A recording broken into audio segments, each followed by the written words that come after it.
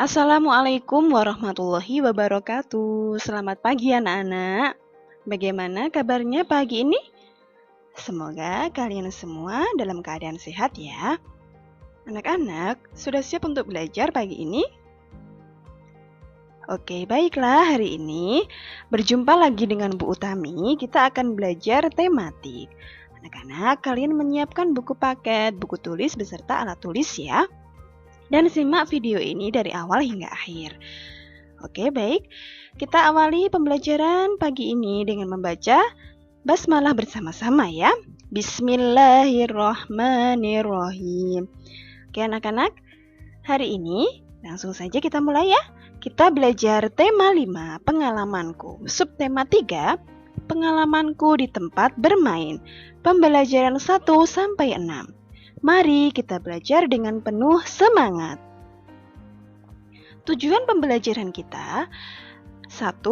Pelajaran PPKN mengidentifikasi antara simbol dan sila-sila Pancasila dalam lambang negara Garuda Pancasila. 2. Pelajaran bahasa Indonesia mencermati ungkapan permintaan maaf dan tolong. 3. Pelajaran matematika menjelaskan dan menentukan panjang, berat, dan waktu dalam satuan baku.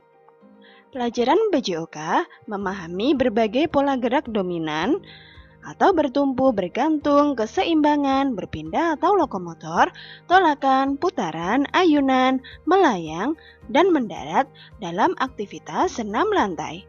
5. Pelajaran SBDP mengenal gerak keseharian dan alam dalam tari. Pelajaran PPKN KD 3.1. Yang pertama, perilaku di sekolah yang sesuai sila pertama Pancasila. Pada simbol Pancasila bintang, bunyi sila yang pertama adalah ketuhanan yang Maha Esa. Perilaku di sekolah yang sesuai dengan sila ini antara lain: 1. Berdoa sebelum memulai pelajaran. 2. Menunaikan salat zuhur ketika jam istirahat bagi yang beragama Islam. Dan 3. Mengucapkan syukur setelah selesai belajar.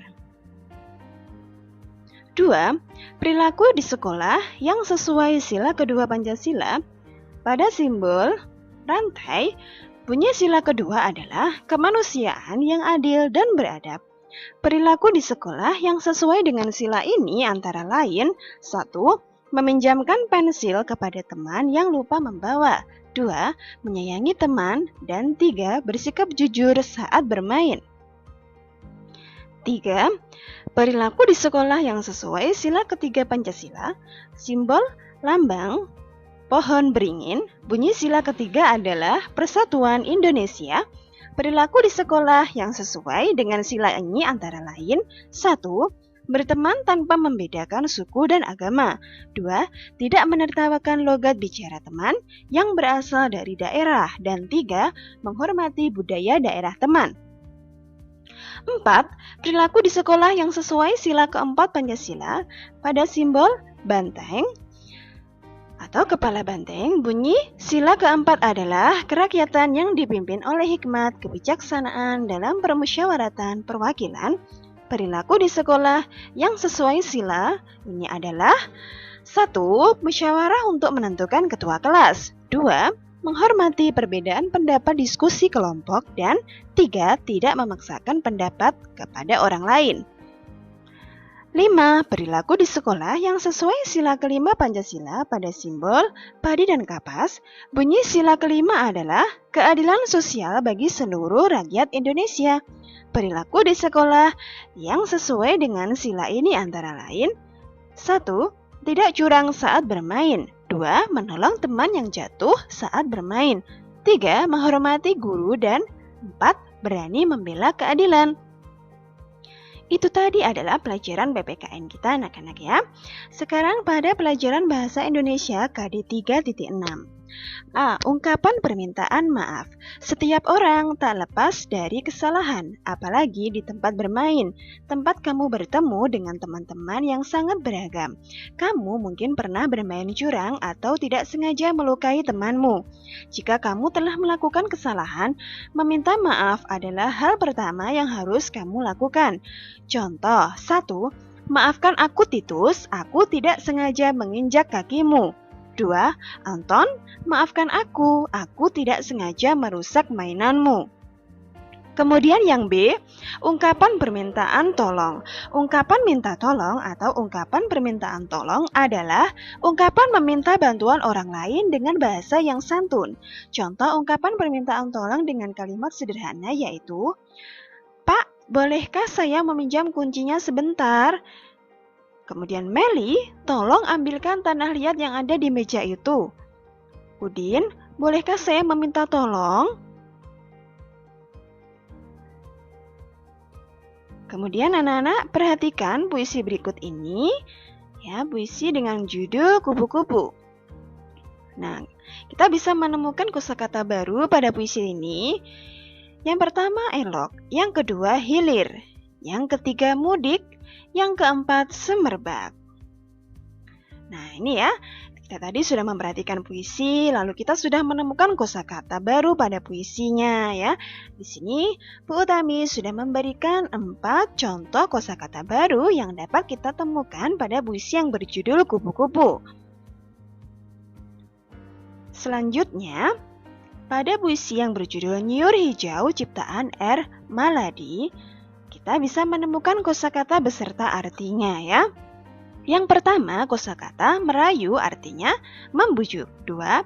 Nyiur artinya kelapa. 3. Siar artinya meratakan kemana-mana. 4. Makmur artinya banyak penduduk yang sejahtera. 5. Permai artinya elok indah. Kita sudah memperhatikan puisi dan kita sudah menemukan kosakata baru beserta artinya. Kemudian kita belajar matematika KD 3.6. A. Menentukan panjang benda. Satuan panjang yang biasa kita gunakan ketika mengukur panjang benda adalah cm atau cm dan meter atau m. Untuk mengkonversi satuan panjang dari cm menjadi m atau sebaliknya, kamu harus mengingat bahwa 1 m sama dengan 100 cm atau 100 cm sama dengan 1 m. Ingat baik-baik anak-anak ya, dan dihafalkan. Mari kita kembali belajar mengukur satuan panjang. Dengan melihat satuan panjang pada anak tangga ini, anak-anak masih ingat ya? Jangan lupa dihafalkan terus di rumah ya. Mulai dari kilometer, hektometer, dekameter, meter, desimeter, sentimeter, dan milimeter. Ingat rumusnya? Jika naik 1 tangga dibagi 10, setiap turun 1 tangga berarti dikali 10. Ingat ya, Bu Utami ulangi lagi. Jika naik 1 tangga dibagi 10. Jika turun atau setiap turun 1 tangga dikali 10. Perhatikan anak-anak, di sini kita belajar mengerjakan soal 8 cm atau 8 cm sama dengan berapa meter? Ya, cara mengerjakannya anak-anak ini. Kita bisa melihat dari angka 8. Nah, sentimeter ke meter itu berapa anak tangga yang naik atau turun? Ya, perhatikan. Jika sentimeter ke meter berarti anak tangganya naik ya. Kalau naik, rumusnya adalah dibagi. Setiap naik 1 tangga dibagi 10. Kalau 2 tangga berarti 10 dikalikan 10, 100. Ya, berarti 2 tangga dibagi 100. Lalu bagaimana, Bu? Ini 8 dibagi 100. Nah, caranya begini. Mudah sekali, tinggal kita tulis angka 8. Kalau dibagi dari belakang, ini bisa kita buat cara seperti ini. 8, kemudian kita alihkan angkanya ke depan, nolnya ada 2, karena tadi kan dibagi 100, berarti tinggal kita buat nolnya di sini 2, seperti ini. 1, 2, atau kita buat seperti setengah lingkaran, kita hitung 2 angka dari belakang. Kenapa 2 angka? Karena dibagi 100, nolnya kan 2 ya, seperti ini. 1, 2. Setelah itu, dari setengah lingkaran ini nanti kan kosong, kita beri 0. Nah, kemudian Di depannya kita beri koma, lalu 0. Nah, jadi hasilnya adalah 0,08. Nah, jadi 8 cm itu sama dengan 0,08 meter ya, begitu. Ini macam-macam alat ukur beserta fungsinya anak-anak ya. Ini ada penggaris, kemudian ada meteran, kemudian meteran gulung dan pita ukur. Penggaris fungsinya mengukur panjang benda yang pendek, contohnya pensil, buku, penghapus. Meteran mengukur panjang benda yang panjang, contohnya meja, bangku, papan tulis. Meteran gulung fungsinya mengukur panjang ruang atau tempat tertentu, contoh jalan, rumah, pekarangan. Kemudian pita ukur fungsinya mengukur lingkar benda atau tubuh, biasanya digunakan oleh penjahit, contohnya lingkar lengan, lingkar dada, dan lingkar perut. Ini sekarang kita belajar SBDB KD 3.3, mempraktikkan gerak alam dalam tarian gerak pohon cemara. Gerakannya seperti ini anak-anak. Dayu menirukan gerakan pohon cemara, gerakan ke kiri dan ke kanan. Gerakan yang selanjutnya, gerakan berputar. Kemudian gerakan berayun ke depan dan ke belakang. Selanjutnya, gerakan mengangkat kedua tangan juga melambaikan tangan ke kiri dan ke kanan. Berikut ini tadi adalah gerak alam dalam tarian gerakan menirukan pohon cemara. Kemudian gerak bunga mawar di taman. Seperti ini, tampak tangan ya, membuat bangun segitiga, kemudian seperti ini yang selanjutnya membuka kedua tangan. Lanjut lagi, diulangi seperti ini ya. Selanjutnya, Beni dan Udin biasa bermain gobak sodor. Permainan tersebut dilakukan ketika jam istirahat. Beni selalu berhasil memenangkan permainan. Beni mengekspresikannya dengan gerakan berikut ini ya. Anak-anak bisa melakukan gerakan ini dengan membentuk kelompok, kemudian merangkai gerakannya dengan cara berhitung 1, 2, 3, 4, 5, 6, 7, 8 atau dengan diiringi lagu agar menjadi sebuah gerakan tari ya. Yang pertama ini, tangan diputar, tangan kiri, kemudian tangan kanan.